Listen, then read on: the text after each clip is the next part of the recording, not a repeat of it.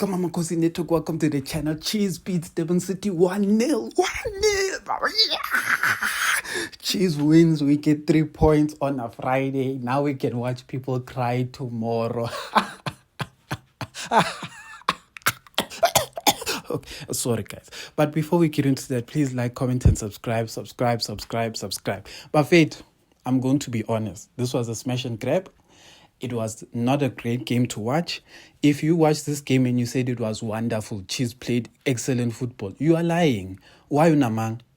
Why unalimaka? I don't know how else I can say. Why ye I know. You know one thing I'm going to say. I'm going to be honest and say this. The substitutions that the coaches made, I was not happy with at all. I was so irritated. I felt like they didn't make sense and they were unnecessary.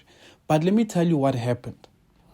The goal we scored was the substitutions touching the ball. Let me tell you why I say that. First, the ball starts with Tabocele. Tabocele hits a weirdly pass, a strong, fast pass to Monyani. Monyani saves that chance by heading the ball towards Serino. Now remember, Cele substitute, Monyani substitute, then Serino substitute, gets the ball.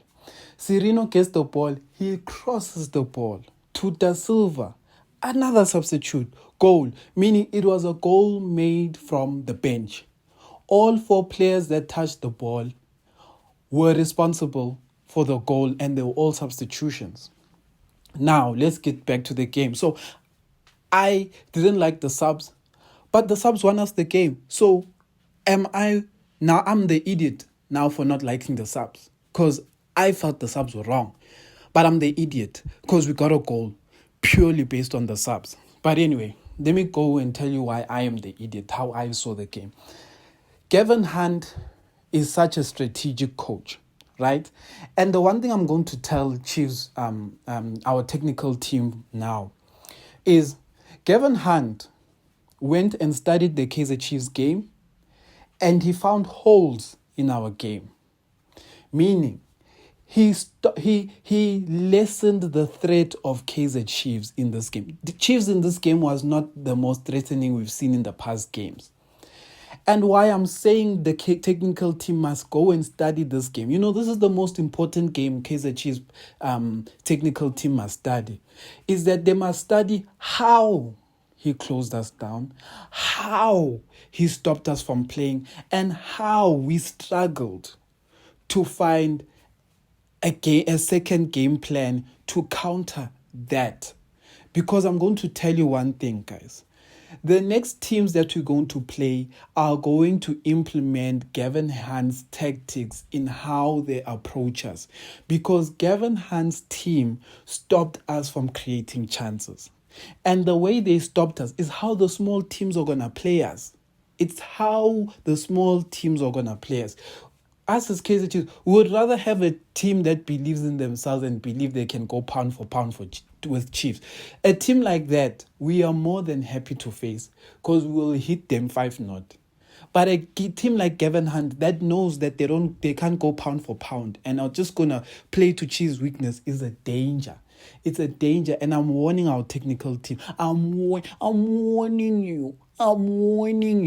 You better study this game and find ways to unlock the team and to make the starting lineup you start be able to change them around. But anyway, let me get back to the game.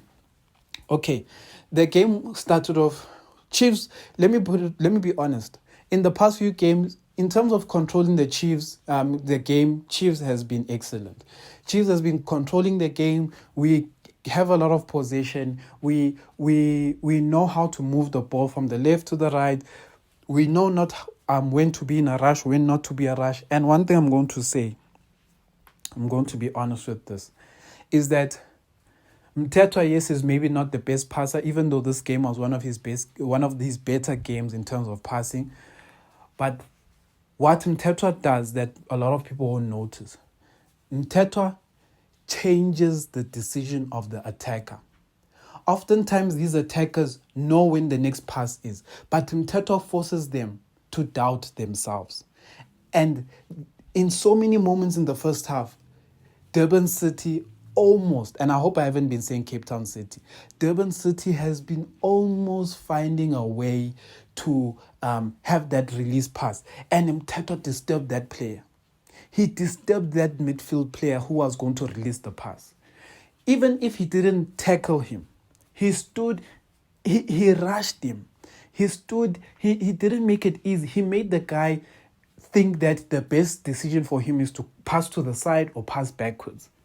And that is the role Mtetwa is playing so well. There were so many moments. And the thing about when Mtetwa does this, what's nice to see him play next to Ngobo, even though Ngobo didn't have his best of games, but one thing you must not take Ngobo for granted. Ngobo will pass the ball forward. Ngobo will pass the ball forward. And I'm going to talk about Thabo Celo because this is also one of his good games. And I'll tell you why this game was good for Thabo Celo. I'll tell you why. So basically, let me actually jump to Thabo Celo, why this game is good for Thabo Celo. Thabo Celo played well in this game because this team was sitting too deep. Durban City was sitting too deep. So Thabo Celo in this game thrives because when a team is sitting too deep, oftentimes the attackers who thrive with this kind of game are the ones who can play short passes better. And that's how basically Thabo Celo did well in this game, because he took advantage of the short passes. He took advantage of the quick short passes. And I want to emphasize it, quick, because he didn't waste time on the ball. Quick short passes. And what supported him is that Sirino was in this game as well in the second half. But let me touch up on the first half, how the team stopped us. Durban City stopped us by when we often go to our wings, which is Lilepo and Vilakazi. But what they did this time is that oftentimes when Vilakazi gets the ball, oftentimes Solomons is either inside, right, giving Vilakazi the option, or Solomons runs behind Vilakazi, or when Vilakazi gets the ball, he's more in an advanced position that he starts attacking the left back. And when he attacks the left back, you find runners like Mdusha Balala making runs in these spaces. You find Igodaro waiting for that touch, which is a very deadly thing to have. But in this game, what Gavin Hunt did perfectly, he did it so perfectly, was that when Vilakazi got the ball, two players attacked Vilakazi. Vilakazi's only option was always to either try cut in or pass backwards. Vilakazi was ineffective on the right, and I'm going to be specific, on the right. Let me make that clear. On the right. Why do I say that? Vilakazi has playing Vilakazi has one negative flaw. And I've said this in a previous video, and people kept saying Vilakazi must be a winger. And I said, here's one problem. Vilakazi does not have pace to beat a defender on the outside. Meaning, Vilakazi is not a Lilepo. Lilepo can beat a player one-on-one on the outside. Vilakazi can't do that. So, Vilakazi has two options. He can either cut in, or he can find a pass from that position. Either Solomon's running behind, or find the Igodaro and then support that pass. But he can't run on the right. And Gavin Hunt and them, what they did is that they knew he doesn't know he can't beat them on the right. So what they did is that, let's block him from cutting in. Whenever he tries to cut in, we don't focus on Solomons. We focus on him. We don't focus on Ngobo. We want him to pass on Ngobo. We want him to pass, because Ngobo is not behind, is not in front. Ngobo is supporting him more from a deeper position. So we want him to pass on Ngobo. So let's force him to pass on Ngobo or pass the ball backwards. And that's what they did.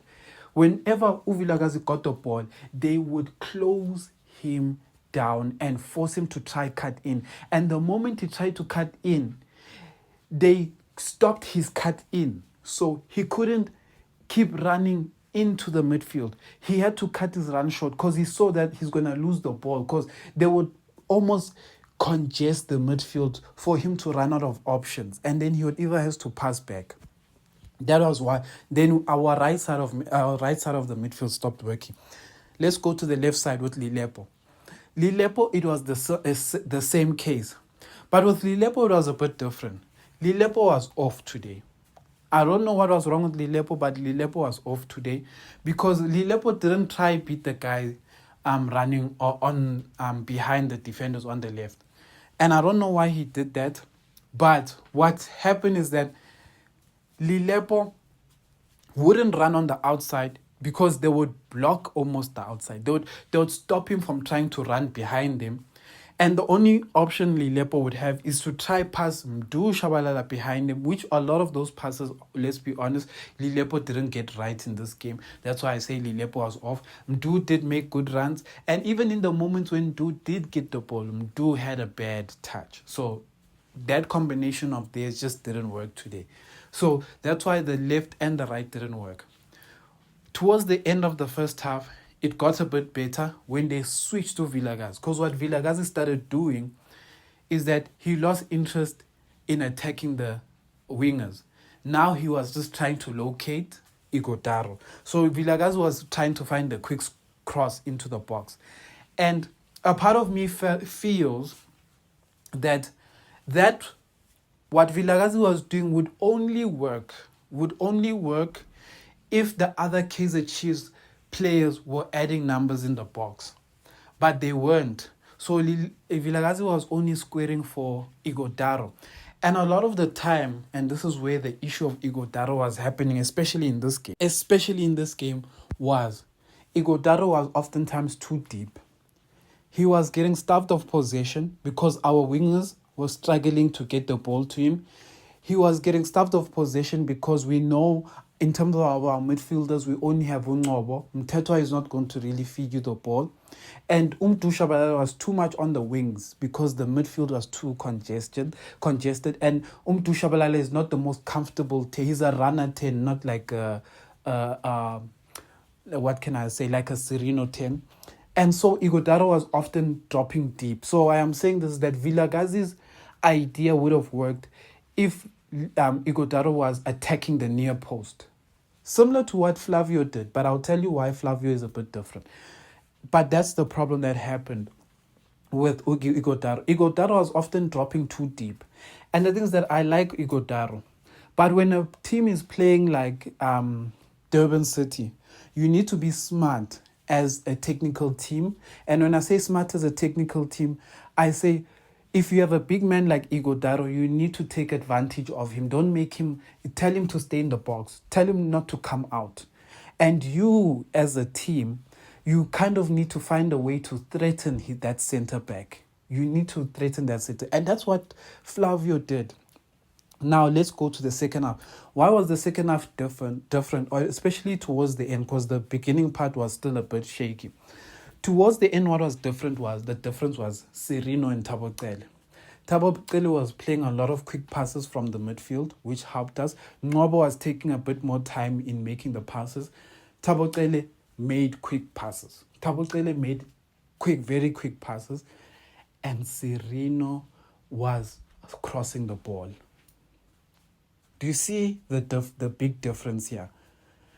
Flavio gets his chance because Sereno was crossing the ball.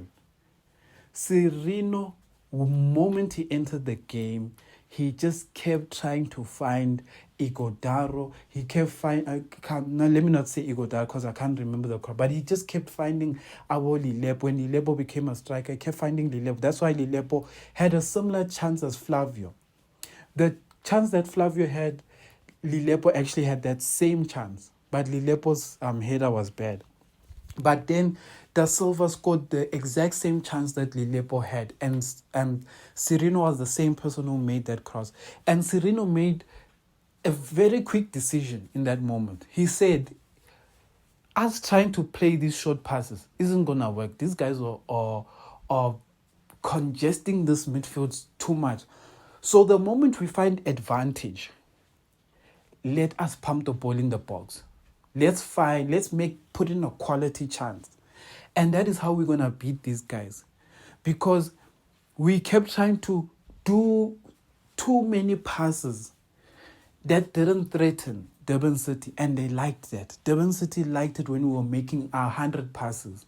They enjoyed that because Durban City knew that if we are not forcing that ball, if we are not making those crosses, we are going to make their life easy because all they have to do is wait for us. So Sereno is a very big, like this is the Serena I wish we could get every day. This is a Serena who could even become a starter just because of how he read the game. He didn't read the game and come in and start doing the things he does in previous games where he wants to run with the ball. No, he released the ball. One thing about Sereno today, he released the ball very quickly. And that was the difference. Monyani didn't really make an impact, and I know he made an impact on the goal, but I mean, the difference between him and Solomon's, you can say there's a difference because a goal was created, yes. But in terms of the work that they did, there wasn't really a difference between what they were doing. So it was like a substitution that didn't really change anything. It was the same thing. So that's one thing there. And Modi's substitution also didn't really change anything. Taking out Vilakazi for Modi, for me, honestly, didn't change anything. Sometimes, and maybe I'm going to close with this, and this is my criticism too, and I know, like I said, I'm going to give them the benefit of the doubt because the substitution scored, but I'm going to say this. Just because you have 5 substitutions, it doesn't mean that you must use 5 substitutions, because you can change the game with the players on the field before you make a substitution. For example, Modi coming out for Vilakazi. Why can you not change Vilakazi, make Vilakazi a 10, make him do Shabalala a winger just for 10 minutes before you substitute him? Because that is a substitution in the game. It means, when I say substitution, I'm like, when you're altering their positions, you are asking them to ask different questions. A Vilakazi on the wing and Do on the wing are 2 different players. And a Vilakazi at the 10 and Do the 10 or 2. So why don't you try that first? Make Vilakazi a 10, make him do a winger before you make the substitution. Because Modi didn't give us value as a substitution. But you then made a substitution without trying something else. And I feel like sometimes they should make these adjustments in the game with the players on the field. Because they did it with Vilakazi in the first half, and it showed a bit of a difference to our game. But I don't know why they don't want to try Vilakazi as a 10. But anyway, well done to Kaizer Chiefs. 3 points. 3 points, yes. Shut up! But yeah, guys, well done. Kaizer Chiefs fans, you deserve this. We've been drawing for days. It's so good to have a win. It feels so good. 3 points. This weekend, we haven't even reached Saturday and Sunday. But we're still gonna laugh at people. This weekend, this is a joyous celebration. Yalele, yalele, yalele. Shut up!